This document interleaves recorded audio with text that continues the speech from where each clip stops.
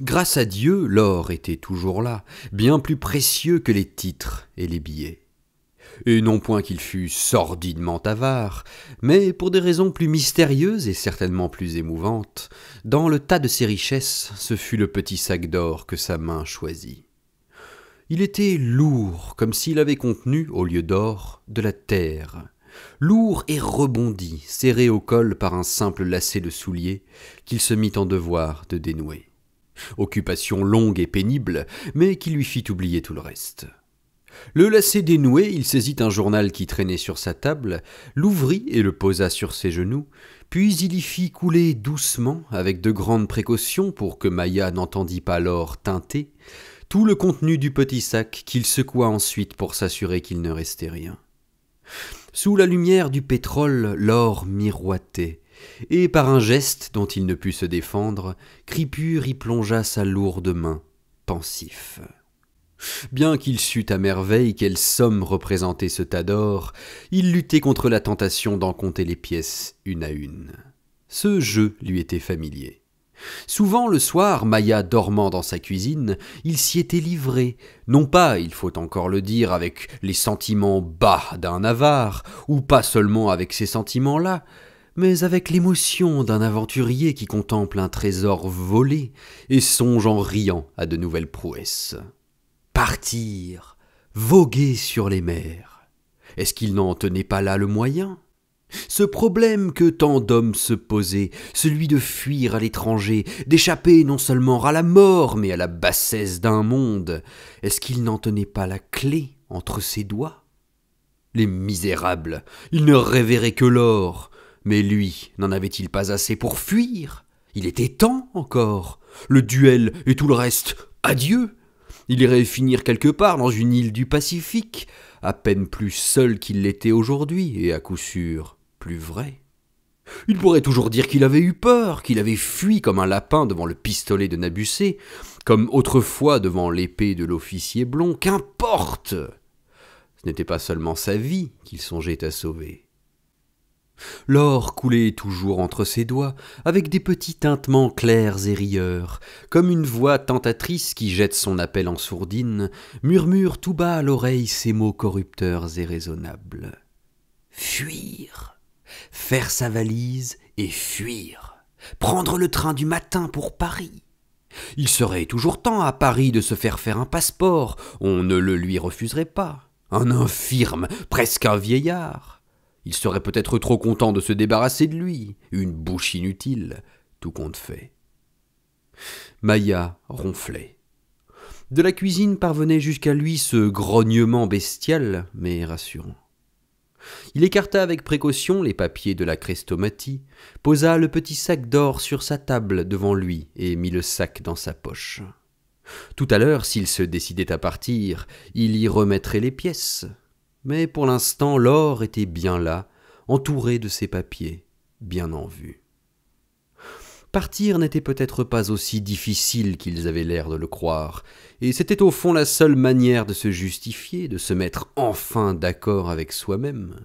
Fuir, rompre au moins avec un monde pourri, puisqu'il n'avait pas la force d'en vouloir un autre. Quelle heure ? Il regarda sa montre posée par habitude sur sa table. Elle marquait 10 heures. Sûrement, il était plus tard. S'il n'avait été que 10 heures, il aurait encore entendu les chœurs des soldats russes. Il y avait longtemps qu'il n'entendait plus rien, que les soldats étaient couchés. La montre devait être arrêtée. Il la porta à son oreille. Pas plus de tic-tac que dans une pierre.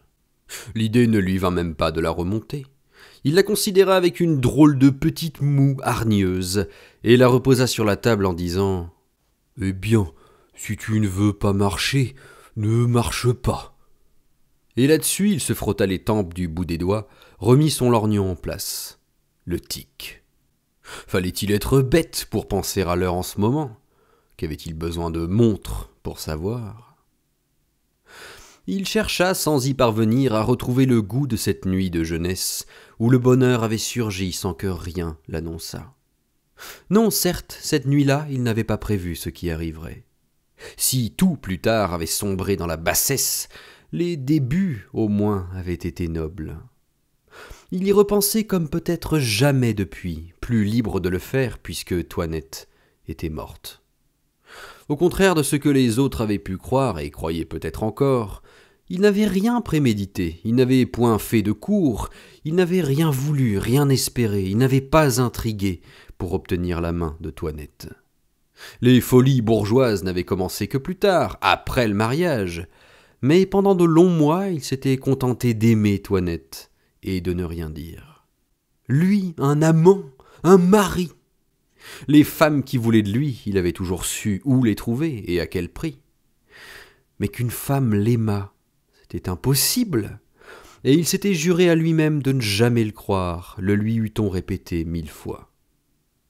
Or, cette nuit-là, il n'avait pas été nécessaire que Toinette lui répétât 1000 fois qu'elle l'aimait pour qu'il la crût aussitôt. Il n'avait pas même été nécessaire qu'elle le dît une seule fois.